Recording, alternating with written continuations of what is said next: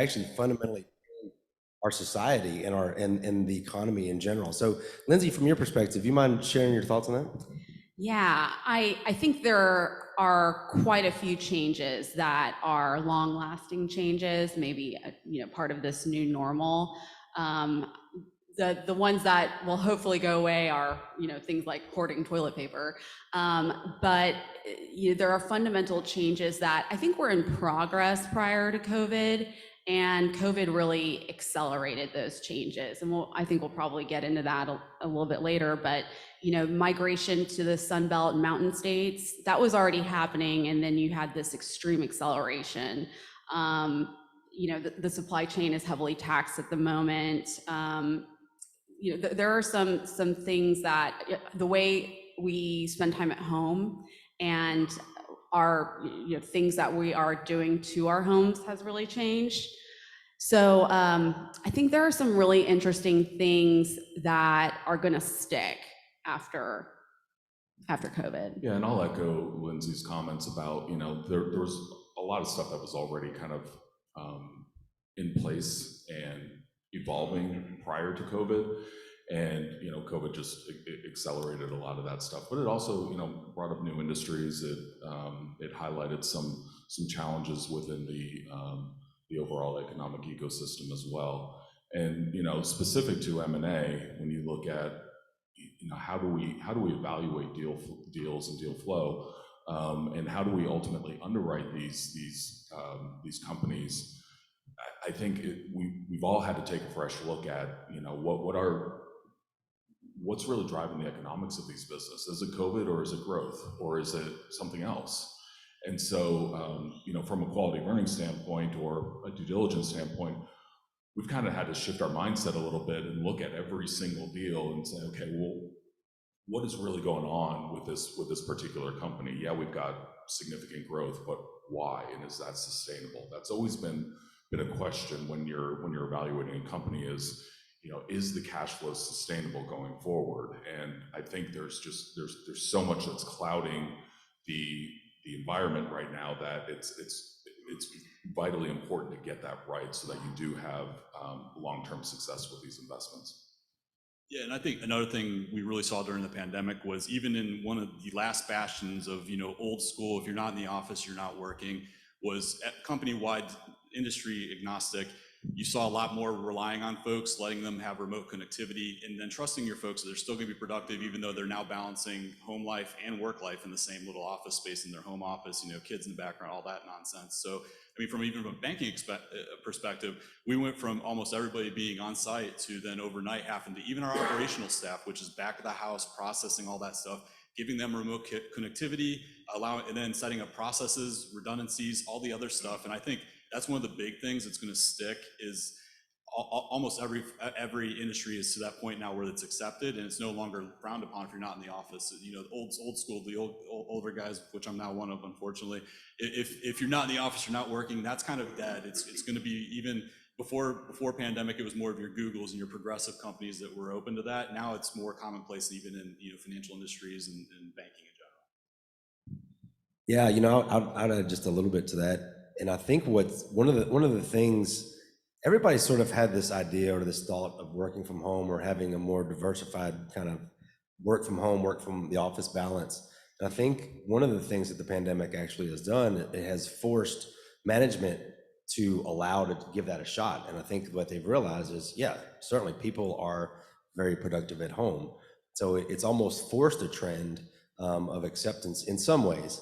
Now, I, for one, am ready to not be working from home again and be out here at events like this, but that certainly, it has kind of certainly forced our hand. So let's talk about the M&A market a little bit. It's been crazy. It's been an absolute roller coaster. Multiples are through the roof. There's deals everywhere. Lindsay, we talked about a company that you guys are talking to that wants to close this year. But tell me a little bit more about the M&A space. And I think, Daniel, you might have pulled together a couple of slides to share what all has gone on. But tell what all has changed in that world. Well, I think right when COVID hit, everything kind of paused. And of course, we had a restaurant chain that had to get put on hold indefinitely. On the other hand, there were a lot of industries that really thrived during COVID. And to Daniel's point, their cash flows have been increasing steadily up to today. And we think there is a new normal for some of those. Specifically, Daniel and I are both working on a deal in the hardscaping, landscaping, pool installation space.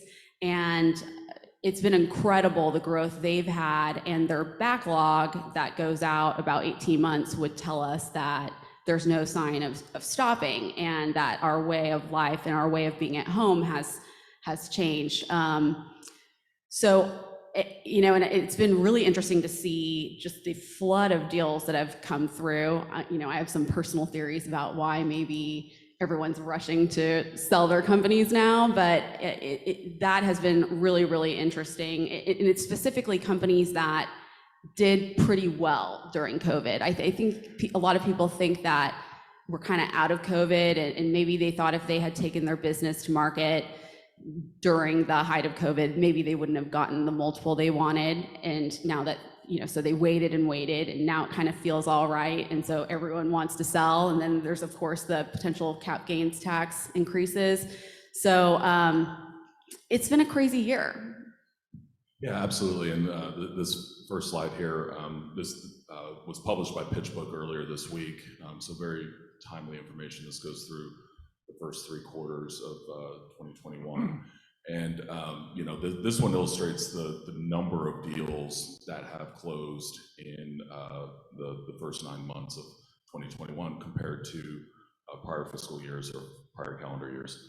And you can see in this chart here that the number of deals that have closed in the first 9 months is a little over 6,000, which has already beaten the prior full year record by several hundred deals. And we still have 3 months to go.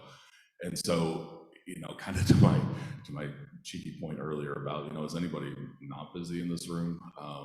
People are just really scrambling to try and get deals done right now. And it's clogging up the whole ecosystem and trying to and it's creating challenges overall, and making sure that the thought process that you go through when you're looking at a deal is appropriate. When you're trying to cram that many deals into the marketplace, things are going to fall through the cracks, and people are going to make rash decisions or unvetted decisions, and that could potentially cause some challenges in future years going forward as they're trying to realize these investments. But I felt like this data point here was really timely, and really illustrates the challenges that are going on in the marketplace right now. I want to also highlight the deal that Lindsay mentioned in the construction space right now, and the company itself is hockey stick growth right now, as people are staying home. They're wanting to just better their working environment or their living environment. So they're building these outdoor areas and adding onto their homes and rehabbing and such. And so but that's creating some stress on the supply chain, like we mentioned last month in our breakfast meeting. The supply chain constraints right now. And so from a pricing standpoint, revenue of this company is going through the roof, but their backlog is also increasing dramatically because of the supply chain constraints. And so that's going to cause some questions when it comes to ultimately sending this deal to market and go, okay, well, what is the appropriate multiple for something like this? Can the company actually fulfill these orders going forward? And my theory on this particular company is yes, they can. This one is very well managed. I feel like that they're well positioned in the marketplace, and they've got a great customer base. So you look at all of those other factors, kind of mitigate the overall risk profile of that particular deal. And if I could jump in there, I mean, this deal has highlighted a lot of changes that I think are really the new normal after COVID. I mean, residential home building and renovation work is here to stay, at least for quite a long time. something I thought was really interesting is that about 10 years ago, if a home builder was building a home, they allocated about 1% of the spend to a backyard. Today, 15 to 20% is kind of average. In a lot of homes, it's up to 50% of the entire spend on the home build. That is, that's a huge, paradigm shift in home building. And, at some point, I wonder about the home builders if they're going to want to participate more in that, that spend that they're kind of losing.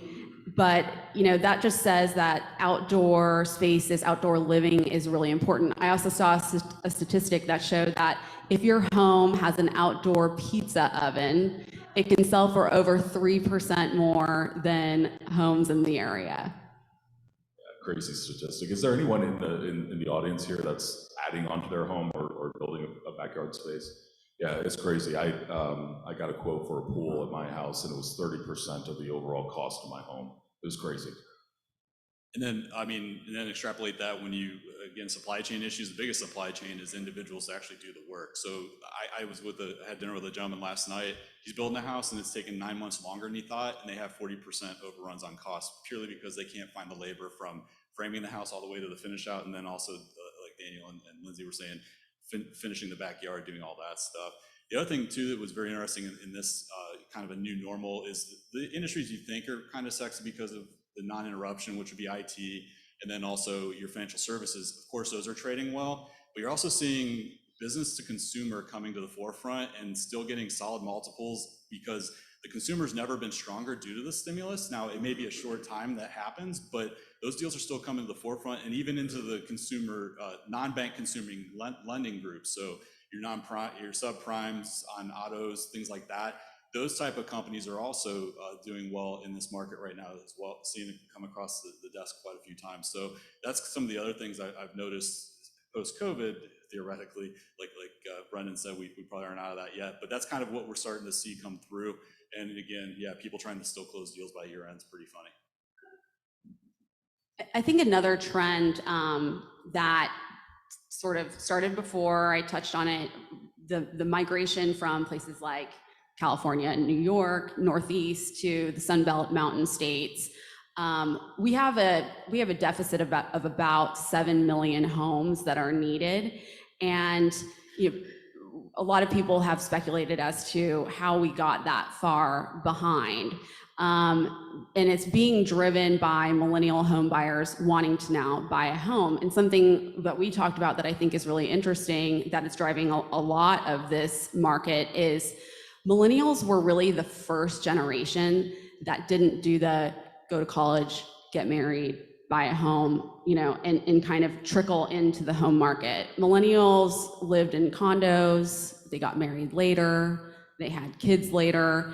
Most of them are now in their 30s, and COVID really accelerated the home building or the home desirability. And so now you have this entire generation that didn't kind of filter through year by year. They just all want to buy homes right now. And most of them want to buy in the Sun Belt region. So you've got places like, I learned this, Maricopa County, which is where Phoenix and Scottsdale are. It's the fastest growing county in America. Over 300 people move there a day. Dallas is actually the fastest growing city, and we've all seen it, and it's incredible, the growth we're all having, and it'll be really interesting to see how cities like ours develop in the kind of companies that will be trading just locally in the next 2 years. And then, another thing that also spurs anytime you have a bubble formation is cheap access and readily access to capital. So that's the other thing. You still have, even with the little bit of uptick on long, yield curve lately, you still have record lows as far as mortgage rates, things like that. So the millennials coming in, their buying power is still strong because they say every raise in 100 basis points in rate lowers your buying power by 100,000 or so on the mortgage itself. So that's another thing you're seeing. And we'll probably get into this further down the road. This is an underlying thing of the M&A market as well. But that's another thing that's really given our strong demand for housing and first-time home buyers on that through the pandemic. Yeah, so got a few more slides here that I want to kind of illustrate to the group here. So the EBITDA multiples as well, I think is something that we are as a group here keenly in tuned on. And what we're seeing now is even with the drastic increase in deal flow, multiples are not increasing as dramatically as they were, say, in 2019. They're pretty much on pace with where we were at during 2020, which I thought was a very interesting statistic, given how much capital there is out there in the marketplace chasing a limited number of deals. And then the share of PE deal count by sector, as you can see, business products and services is leading the way there. I think that when you look at IT, for instance, that is I would suspect is all COVID driven at this point. You saw a lot of investment in IT as people were working remotely and so on and so forth. And so that's I think a very interesting trend here. There's obviously some market constraints around material and resources and that type of thing. So when you look at the number of deals in that sector, shrinking a little bit, it's likely due to the supply chain issues that we've highlighted in the past. And then the number of exits, I think, is also telling. This is huge from a investment realization standpoint. You've got $638 billion worth of investments that have been realized in the first 3 quarters of 2021. So these are mostly private equity groups selling their investments. So you see this dramatic increase in the IRR that private equity groups have realized over this year. So it'll be very interesting to see what 22, 23, and 24 look like from this perspective, if they are capturing a lot of this value today. And then this is the amount of cash that's sitting on corporate balance sheets. So when you think about the M&A market, you obviously have your financial buyers, private equity, family offices, and independent sponsors, and that type of stuff. But from a strategic acquisition standpoint and corporate buyers, the amount of cash that's sitting on balance sheets at almost $2 trillion, I think is it's creating an even frothier environment right now as corporations are looking at doing M&A deals as well. And then this last slide here, this is always something that I find very fascinating. This is the amount of dry powder that private equity has trying to chase after the deal flow right now. Right now we're sitting at $829 billion. So you take that 829 plus the 2 trillion, you're looking at close to $3 trillion of capital out there chasing these deals. And then the low interest rate environment as well, like Ryan highlighted, they're able to leverage these things in a more aggressive fashion. It's very interesting to me that multiples are not increasing as dramatically as I would have anticipated. Super interesting. Thank you, Daniel. Lindsay, question for you, just with your finger on the pulse of the market. Has the seller's mindset changed at all, or do they know? I mean, obviously there's reasons that are pushing people to sell. Maybe they don't want to go through another cycle. Maybe it's the tax things. But what's the seller's mindset now? Do they realize that multiples are higher? I know that's your job to tell them, but kind of how are they walking into these transactions?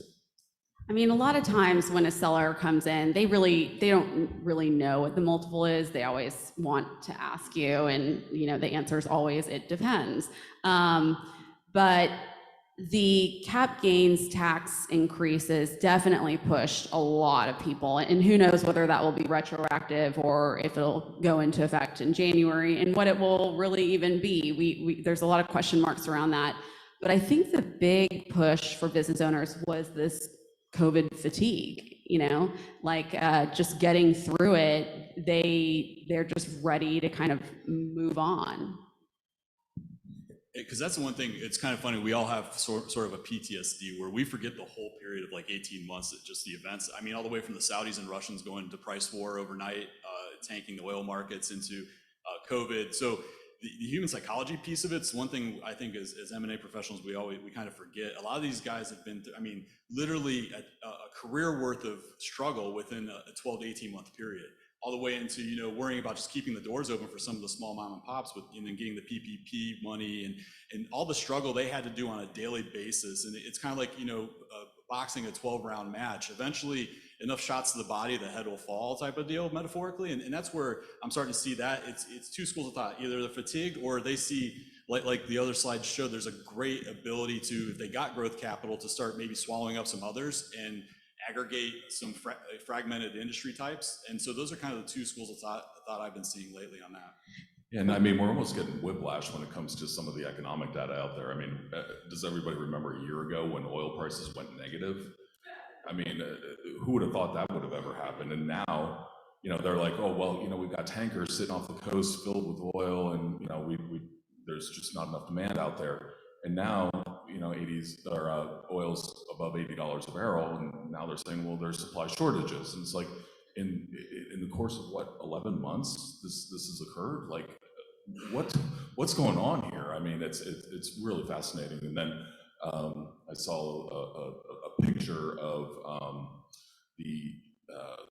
from an airplane over the Pacific Ocean at the port of Oakland, coming into San Francisco, and just the miles and miles and miles of cargo ships that are just sitting there trying to get into port to unload their goods. I mean, that right there is evidence that, you know, there's something fundamentally broken in the system right now. And I think that probably has contributed to business owners' fatigue as well. You know, they've got problems getting raw materials, getting in products that might be made in China or elsewhere. And, you know, that's really exhausting. And then you've got the labor market. You know, that's been another phenomenon post-COVID. You know, I don't know who they is, but it's being called the Great Resignation. I think over 10 million people quit their jobs since July of this year. And it's another thing that has a lot of speculation around it. We don't totally know that much about it. I was reading a Harvard Business Review article, and they were saying the majority of people that have left a job are between 35 and 41, kind of middle management level. And why is that? You know, is that a lot of it, they referenced flexibility, you know, being with firms that didn't want to let them work remote and finding a firm that would let them work remote. But, you know, I think companies will continue to feel the pain in terms of, you know, finding labor, the cost of that labor, and then also their own supply chain. Yeah, no, this is a very interesting dynamic that's going on, particularly with the labor market. You know, there's, I would say, on both sides of that, of the kind of, you know, $10 an hour up to $300,000 a year VPs. There's absolutely a shortage. Daniel, I believe you guys are actually in the market looking to hire some folks. Talk to me about what that's like. Yeah, I mean, it's extremely challenging right now, and you know, I talked with a candidate last week on Wednesday. We had a little Zoom call, and I really liked her. I wanted her to come in for an interview on Monday. And Monday morning, I got an email from her saying that she had accepted a job offer that she got over the weekend. And it was like, you know, it's extremely challenging when you're trying to be proactive in bringing people on. But the marketplace is just so competitive out there right now. But yeah, I mean, thank you, Brendan, for the little plug there. Obviously, if anybody is looking at making a career change, if you have a pulse, please come see me. That's too funny. And that's the other thing too. I read an article the other day that we're going to see an overall vacuum of talent, because we're not thinking that, I mean, back to the fatigue issue, I mean, a lot of the baby boomers that are at that end of their stage career, Why stay another 5 years when it's like, this has been the roughest period, and a lot of those are opting to retire and earlier. So that pulls all the way up the chain, because to replace those, you're promoting folks within, and eventually that entry level to the mid-level is even a bigger vacancy there that's already has a lot of issues because of the fact that folks are, because of stimulus and stuff that happened last year, they're much more willing to sit on the sidelines and get a check than to go work. So that's another thing, and that's regardless of industry. I mean, you're seeing that everywhere too on that front. So how do you guys view, and I'll throw this open to the panel, how do you guys view this dynamic of there's obviously demand for labor and a shortage for various number of reasons. Maybe people are just accepting government subsidy or whatever, but they're not working for for whatever reasons. What does that do? I mean, what does that do to the economy? Obviously, it's increasing some of the costs, but talk to me a little bit about the power that an employee now has, whereas they may not have had that 3 or 4 years ago. I think we don't know how many of those 10 million resigned and had another job lined up, but I would imagine quite a good number of that overall group did. And I think it's really, I think the employee does have a lot of negotiating power, both on their salary and terms. And I think the terms are kind of the biggest part of that negotiation. One of the theories was that a lot of people that might have resigned during COVID actually stayed with their companies during that time because of all the uncertainty. So you kind of have this backlog of people that would have left anyway. So, I have no answers. I'm just watching, and it's very strange. And I think if you have talent, you're in a really good situation right now. Yeah, I mean, that's the challenge that I have right now is trying to understand what people's motivations are. What are you motivated by? Do you want to work from home? Do you want that sort of flexibility, or would you like to be in an office environment where you've got the camaraderie and the collaboration of people close to you? I mentioned the young lady that I interviewed last week. She's in a position right now where she's forced to work from home. Their office is closed, and it's been closed for a year now, over a year. And she's like, I can't do this anymore. I need that. I need to be around people. And one of her motivations was, I need to be with a company that will allow their employees to be in the office. And we're extremely flexible when it comes to that type of stuff. We would prefer to be in the office, quite frankly. When everything kind of shut down in March, April last year, my team in particular were sneaking into the office and saying, well, we'll just like socially distance, and the doors are unlocked, so we can come in, right? I'm like, no, that's fine. Just don't tell anyone, please. That's why I kind of struggle, and I'm not going to get too far down the rabbit hole because I don't want Brittany getting any negative emails on my comments. But that's why I really struggle with the label transition or transitory on the inflation, because we've yet to see true wage inflation. That's going to happen because once people either are currently employed and other companies need that, it's going to lift. It's going to be a bidding war for folks, especially, and then the first couple that come back off the sidelines from technically unemployed. So you're going to see that. So I mean, Chairman Powell and all those folks, I understand 5.4%, whatever, but that's the big picture there. So that's why I think we haven't seen, some of the things are kind of hidden inflationary pressures besides monetary policy. It's just other things that can affect CPI. I think we haven't seen come to fruition yet. So that's the one thing I'm sitting back and just from the sidelines just checking out and seeing how it unveils, because I think that's something we're not really paying attention to on there, and it could be a big driver going forward on that front. It's interesting, and I'll be the first one to raise my hand and say there was a time not too long ago where I loved the idea of like working from the office 3 days a week and maybe working from home for a couple days. That's before I'd spent 18 months with 3 kids at home. Now I don't want to be at home anymore. But it's absolutely interesting dynamic in that now that wish has come true, there's a lot of flexibility. You don't have to get up and get dressed and put on your suit and tie anymore.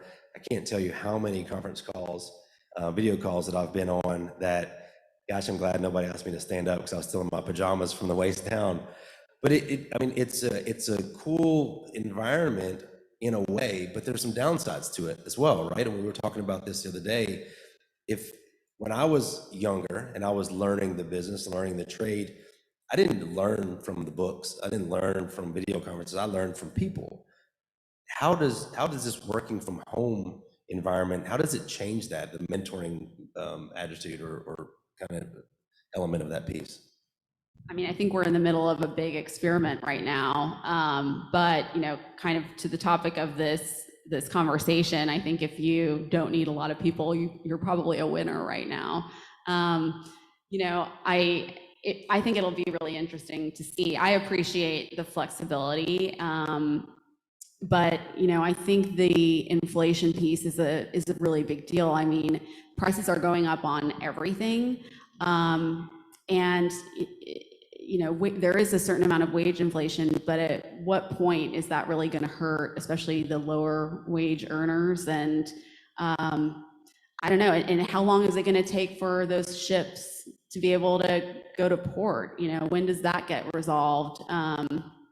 It'll be interesting to see.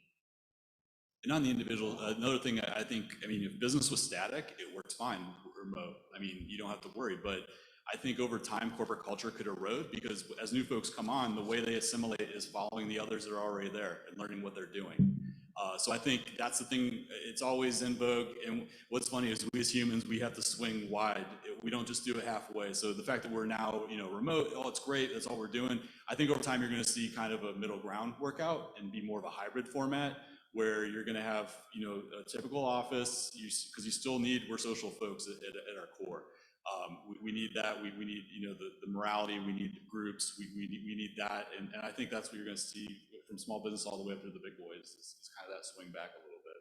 Yeah, and obviously the introverts of the world are loving this right now. But for those that crave the relationship aspect of their employment, it's extremely challenging. And for somebody like me, I'll be brutally honest here. Like I can't focus at home. I'm always thinking about something that needs to be done. Oh, there's a load of laundry that needs to be folded, or oh, Judge Judy comes on at 3 o'clock, so I got to make sure that I'm off my call by then. So there's always something going on that's distracting me, and being in the office enables me to focus more and be far more productive. But these are questions that are coming up in diligence with the companies that I'm working with. The buyers are asking a lot about their workforce and how do we know, how sticky is it, and how are they raising their prices in tandem with the price of materials going up, and are they able to pass that on to consumers? And there really aren't a lot of good answers yet, but it's definitely, those are major risk factors at the moment that are real conversations in every deal that I'm involved in. One other thing I'm seeing too, going back to the working capital aspect of it, is businesses are almost turning into a speculative play because they have to. So like I have one client that they have a specific processing chip they need. They found X amount that will give them 5 years worth, so they bought those. So, you're seeing customers have to go out and really just make sure they maintain their destiny, that we have that now, but then it brings up other risks. Now you're overweight on working, your allotment of dead money on inventory, and then you also have the fact that you have obsolescence risk. So you've acquired all these, so cool, you can build your widget for another 3 years, that for sure. But what happens if things change within the market? So there's a lot of things with the whole supply chain that I think is going to be very interesting to play out the next 18, 24 months as well. Yeah, I think that working capital aspect, that's something that I neglected to highlight in my conversations, was that's an extremely important part of the overall economics of an M&A transaction. And with the supply chain constraints and the labor constraints and everything, that's really skewing the whole need for working capital in the company. And kind of to Ryan's point, you do see companies who are being opportunistic in their purchasing and buying more than what they probably need for the upcoming business cycles. But then on the flip side, you also have companies that are selling a lot of their inventory and can't get any more, And so that's going to be significantly impacting their ability to maintain cash flows going forward as well. So it's something that has to be looked at from through just a different lens these days. We actually have a question from the audience, actually from Jen. So I think she's virtual. It's good to know that people are actually watching. That's cool. And here's the question: how are you seeing groups balance current employee salaries levels versus being competitive in the market? Meaning, in order to attract new employees, you're having to pay them more than you're paying the guys that are already there. How do you see a company sort of balance that? Because it's obviously it could be a very hot topic.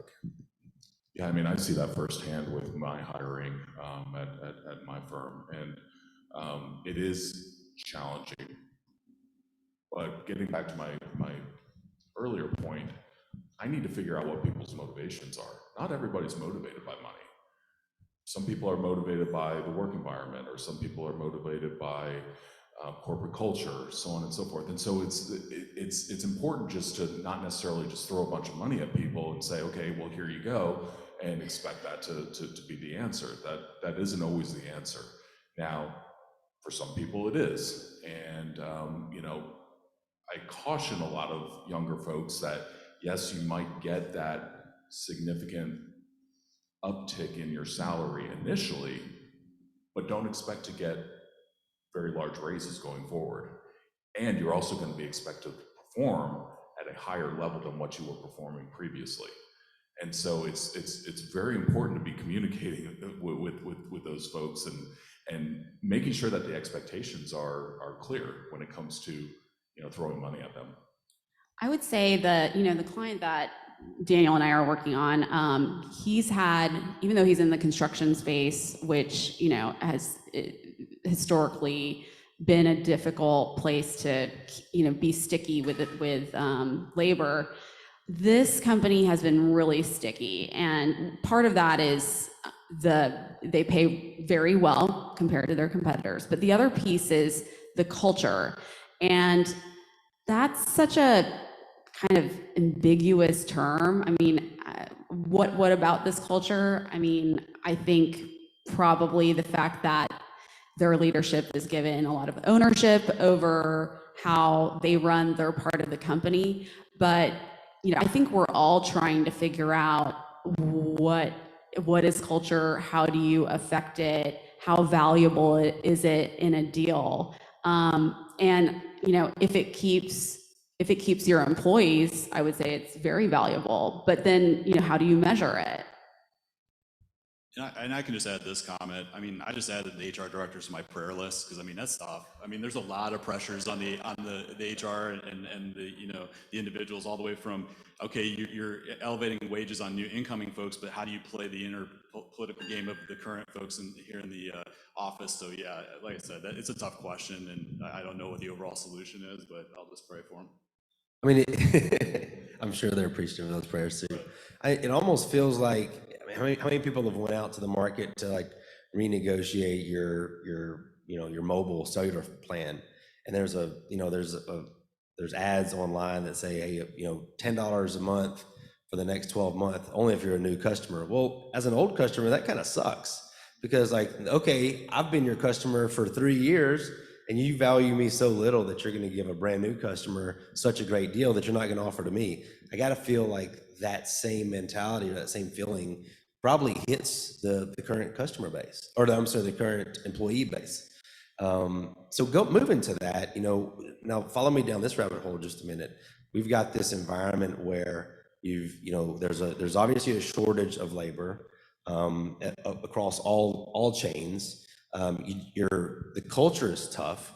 I remember the days of people working at companies for 50 years, and he's a Ford guy or whatever, because there was a part of their image, their personal image, that was dedicated to their job.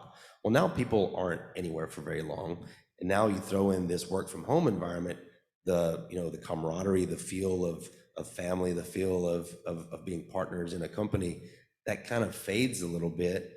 And you've got headhunters that are, picking people left and right. Like, what does that do? Are people just kind of up and leaving every 6 months to get the new next best offer? What is that going to do to the broader culture and the broader, I guess, kind of work plan as an employee goes through their career.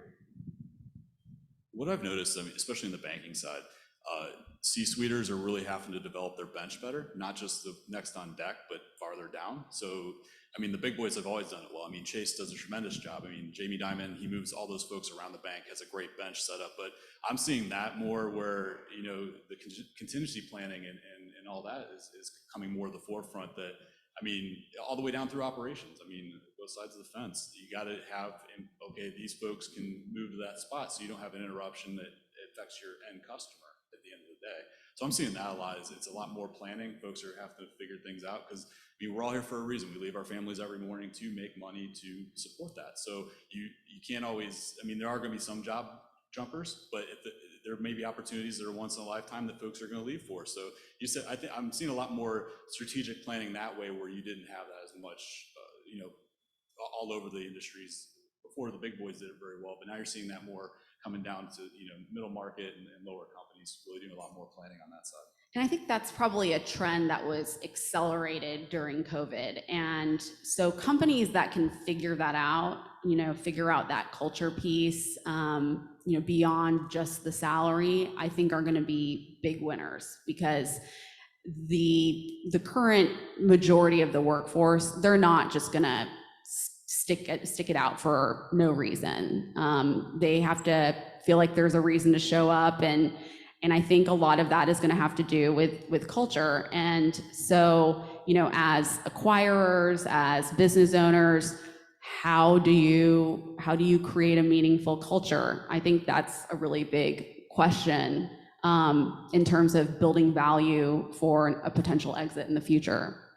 Yeah, and anytime that you look at an M&A transaction that has failed, oftentimes it's because of a mismatch in culture, especially for, you know, add-on acquisitions and such, where, you know, you've got, like the environment today, you've got companies that are working purely remotely, trying to acquire companies that are in the office, and now you've got this dynamic of diverging cultures, and you're trying to make that fit. It's not going to work.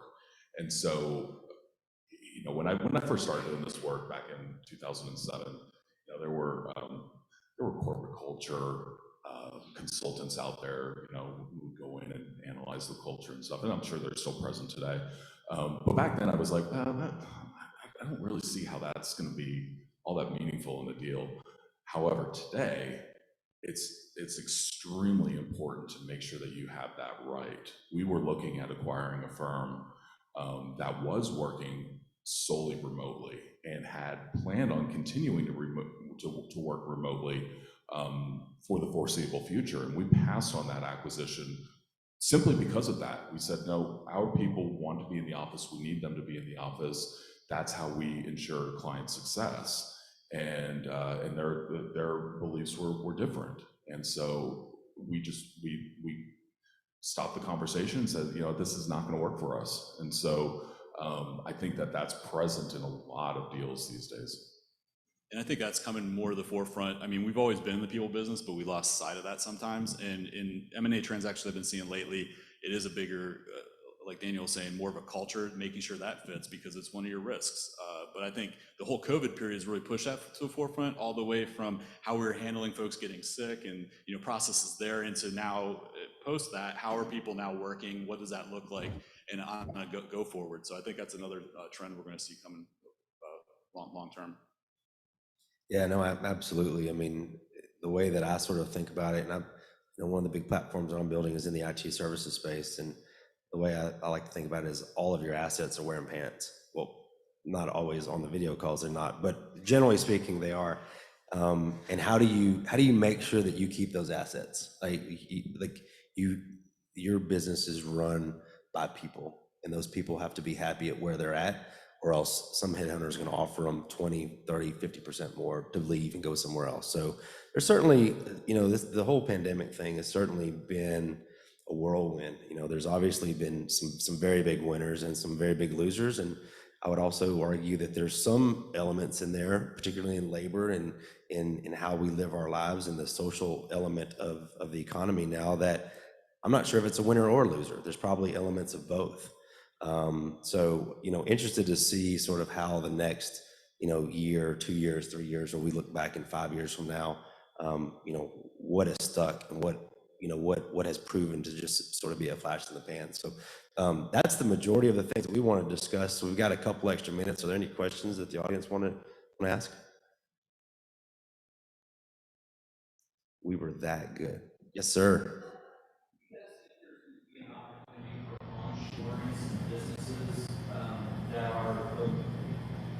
Daniel, I want to know when your podcast is starting, by the way. You have a great voice. So just give me that link after this. Just wondering if you guys are going to know if you're having heard of any companies that are going to start onshoring some of this opportunities rather than having all their goods sitting out of the ocean. I have spoken with a number of companies that have moved some of their manufacturing, not only here, but in particular Mexico. There are companies that will help them move from China to Mexico. There are some issues that come up sometimes, like sometimes Chinese manufacturing facilities don't want to give you your drawings back, so you have to get an engineer to recreate the item, and there's just not the same network of manufacturing in Mexico yet. But I think stay tuned, because I think that's going to be very developed over the next few years. And I'd seen a couple clients that previous administration, they had already started doing that, and they're glad they did it now. So they were starting it under Trump we're trying to bring stuff back in. And now they have that there, and they're much more stable than the folks who are waiting for their ship to get offloaded.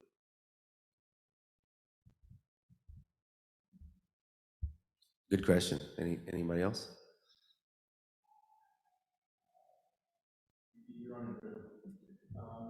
Great presentation, guys.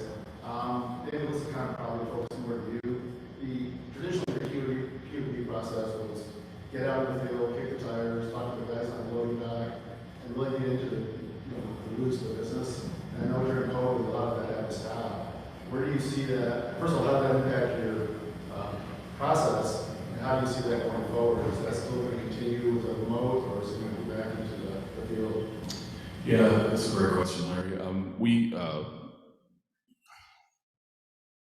We never really stopped traveling and going to see companies. Obviously, we wanted to be sensitive to their comfort levels, and there were certain instances in which we couldn't travel. Like there was a Canada transaction that we were working on that we just weren't allowed to travel to Canada, so we had to do things remotely. And we've been able to make it work through Zoom and Teams and that type of stuff. Obviously, there's a lot of Zoom fatigue out there these days. We've seen it with ACG. And so sitting on a conference call or a Zoom meeting for 8 hours a day for 3 or 4 days while you're trying to do field work is just not feasible. So we've altered our process a little bit with more questionnaires, more email kind of exchanges and that type of stuff, where it's not as efficient as going out on site, but it still gets the job done at the end of the day. And right now, obviously, my preference has always been to be on site, sit at a table across from management, look them in the eye, ask the questions, as opposed to trying to do something via conference call or video conference. But we do have to be sensitive to what their beliefs are and their needs. And then even on the banking side diligence, I mean, if we were, of course, using the QB, but if we were doing any type of collateral audit, I mean, that was a kinder, gentler banking relationship there for a while, because you couldn't get out. So there's 3 or 4 months you couldn't do it, but then, like Daniel said, as soon as we could get back out there, and also the end client was okay with us sending our auditors out there, we were doing the same thing, because you can't replicate in person. Well, guys, we are out of time. Thanks again to our panelists. Oh, is there one more? I'm sorry. I thought we were out of time. Brittany made more time. I'll be real quick. First, Brandon, I think we should normalize what I call the COVID mullet, where you're wearing business up front and shorts on bottom. You gotta feel comfortable coming to these meetings with shorts and flip-flops and a sports coat, okay with it. That's the Bermuda look, isn't it? Yeah, it's a Bermuda look. On a serious side, how are you guys normalizing what I call the COVID really well in, let's say, outdoor equipment or goods, or they've been severely impacted, how are you normalizing that EBITDA margin when you're either on the buy side or the sell side? Yeah, it's definitely a challenge, and it's something that we have to look at on every single transaction. And in certain circumstances, we'll look at, maybe a longer historical period to where we can kind of zoom in on trends up to COVID, and then what's happened subsequent to that. But kind of the overall theme of what we've been talking about here is that there was a lot of stuff that was already in motion, a lot of growth that was already in motion prior to COVID. So you don't want to discount it so much that you eliminate what could have happened without COVID, but you also don't want to be overly generous too and say, well, this is going to be sustainable going forward. That's just not the case. But we've seen both sides of the equation here. Some companies have done really poorly during COVID, and some companies have gone through the roof as a result of COVID. And so you got to look at it through a very different lens these days. And I'll just add on to that. We had a transaction in the luxury goods space, which just killed it during COVID. I guess people weren't spending money on taking the family to Disney World, so they were going to buy themselves some nice things. And, there's definitely what could be considered a COVID bump. And that's what happened with us. We looked at a longer historical period and averaged the EBITDA over that period of time. And then there was a contingency payment structured into the deal as well to account for, hey, if in the next 2-3 years this continues to perform at the same level, then you get paid out.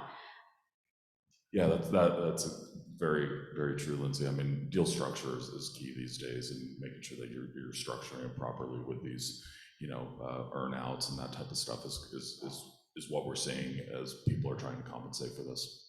Then it also came down to, is it a rain delay or is it a rain cancellation, using a sports metaphor? Because I had one client where literally they support worldwide Major League Sports, and they literally went to zero for a quarter because everything was shut down. So, but then when in doubt, zoom out. You got to look, grand scheme of things, on a normalized basis, do they still have recurring revenue? Yeah. So it's all an adjustment, and that's what stinks now from the commercial, senior debt side.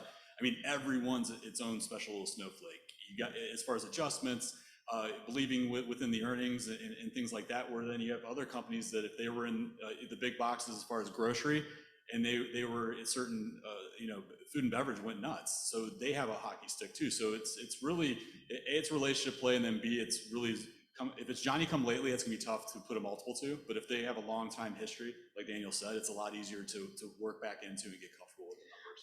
I think what is difficult is being able to assess companies that really are benefiting from the acceleration in a trend that was already happening. So let's say, residential build products, or, outdoor furniture, or pool installation.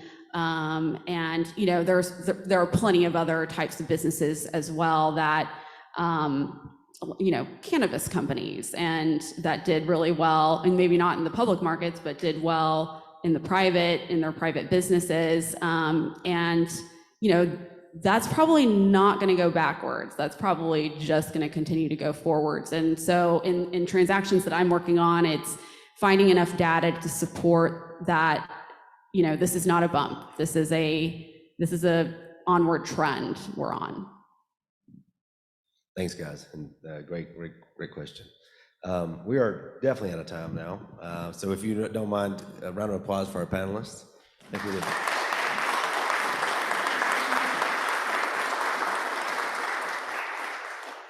And a round of applause for you guys too. Thanks for being here so early in the morning.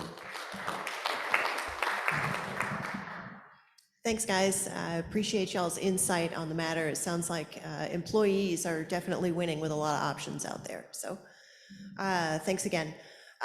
We have a charge for for members.